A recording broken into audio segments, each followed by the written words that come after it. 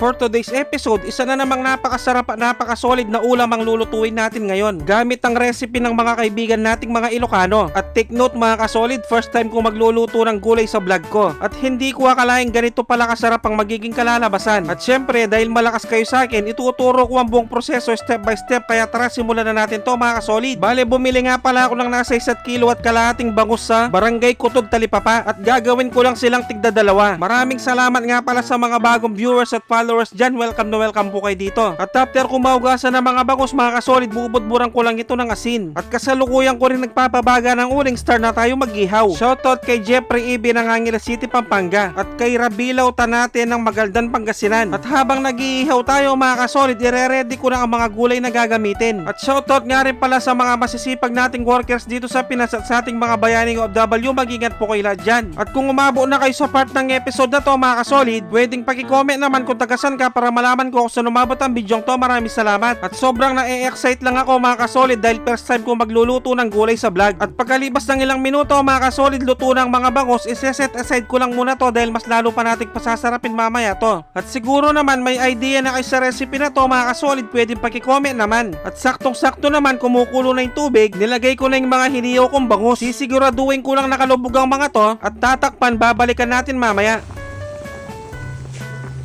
At pagkalipas lang ng ilang minuto mga kasolid, yan kumukulo na, iseset aside lang natin ang mga to. At siguradong nakaantabay din ngayon si Michael Jordan Madrid ng Pampanga. At dahil natabi ko na yung mga bangus, bubuhusan ko na ng alobebe yung pinagkuluan o yung tinatawag nilang bagong isda. At sinundan ko ito ng sibuyas at nilagyan ng sitaw. Bale, tatakpan ko lang to hanggang sa medyo lumambot ang sitaw. At dahil okay na to mga kasolid, sunod ko nang ilagay ang patola. At dahil nakulangan ako sa bagong isda, magdadagdag pa ako ng konti. At siguradong nakatutok din ngayon si Christine Nulod ng Canada. Maraming salamat po sa panonood. At eto na, ilalagay ko na yung bulaklak ng kalabasa at yung saluyot. Grabe, hindi pa naluluto ang niluluto ko pero napakabango na mga kasolid. At tatakpan ko lang to hanggang sa kumulo. At shoutout ko nga rin pala ang mga nagtatrabaho sa Just In Hotel ng Kaopocan, Leyte. At may ilalagay pa pala tayo dito mga kasolid, yung pinatuyong hipon. Nakakatulong din kasi ito pampalasa. At pagkatapos ilalagay ko na yung mga bangus mga kasolid. At tatakpan ko lang to sa mahinang apoy sa loob ng 3 minuto. At dahil luto na ang aking napakasarap at napakasolid na dinengding ng mga Ilocano, magpi-plating na tayo. At meron pa pala akong gagawin na katerno nito mga kasolid. Bale, gagawa tayo ng masarap na sausawan. At syempre, dito na tayo sa pinaka-exciting part, ang tiki man time. Yun no? Kakamayin ko na to mga kasolid dahil ako rin naman ang manguubos nito. Kain po tayo.